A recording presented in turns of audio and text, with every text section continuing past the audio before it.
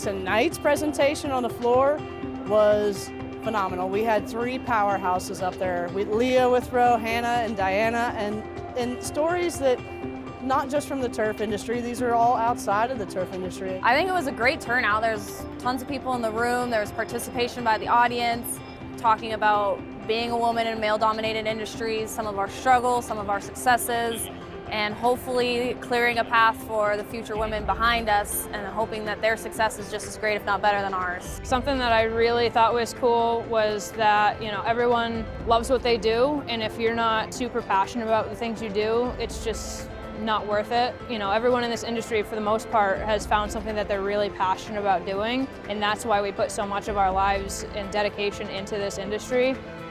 So we're really excited this week to announce our next stage in this journey and how we can broaden this focus and activity. So leading turf together is really the next step. It is all of us. We can continue to come together, showing different genders, diversity, and creating inclusion.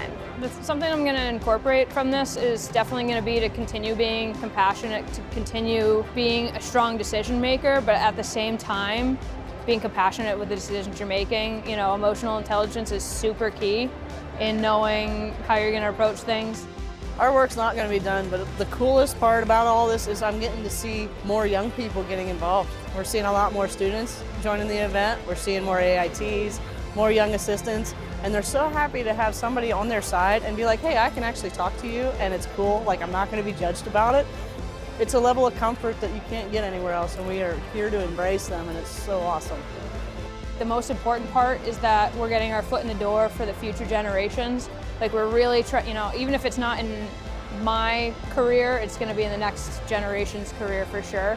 So like the little things that we can do to support each other right now and build up, not just, women coming together, but the whole industry coming together to be more inclusive altogether is super important. I do want to thank GCSAA. We didn't know how to do this as partners going forward together, but we did listen to the industry. We listened to GCSAA members and what they were telling us. And through their commitment to look differently through the lens of the future, we were able to create this event. Just being in that room of support and like a small community in that room that's now going to go outside to their club or organization and tell a story about this panel, I think that's going to be the biggest takeaway, is the ripple effect from this 1 hour. And to know that there are other women out there in the world that are bringing people in and saying, I want you to do this, you can do it. And I love it so much. We're thankful for the 7 years together. Each year gets better.